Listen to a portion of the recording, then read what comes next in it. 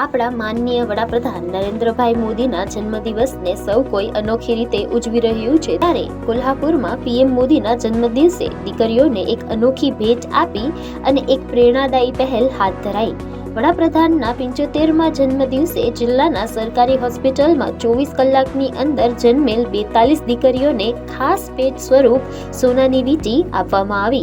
આ ઝુંબેશની શરૂઆત કોલ્હાપુરની સીપીઆર હોસ્પિટલમાં કરવામાં આવી, જ્યાં રાજ્યના સાંસ્કૃતિક મંત્રી આશિષ શેલારે જાતે જ હાજરી આપી અને ત્યાં જન્મેલી 8 દીકરીઓને સોનાની વીંટી ભેટમાં આપી।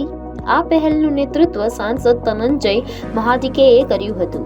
ચંદનના વૃક્ષોની પણ ભેટ સાથે જ આ દીકરીઓને આપવામાં આવી। સાંસદ ધનંજય મહાડિકે જાહેર કર્યું કે જિલ્લામાં જન્મતી દરેક દીકરીને 2 ચંદનના વૃક્ષો ભેટમાં આપવામાં આવશે। આ વૃક્ષોનું રક્ષણ તેઓ માટે થાય ત્યાં સુધી કરવામાં આવશે। જ્યારે દીકરી 18 વર્ષની થશે ત્યારે આ વૃક્ષોથી થતી આવકમાંથી તેને લગભગ 50 લાખની આર્થિક સહાય પણ આપવામાં આવશે। આ યોજના દીકરીઓના ભવિષ્યને સુરક્ષિત અને મજબૂત બનાવવા માટે એક ક્રાંતિકારી પગલું ગણાઈ રહી છે।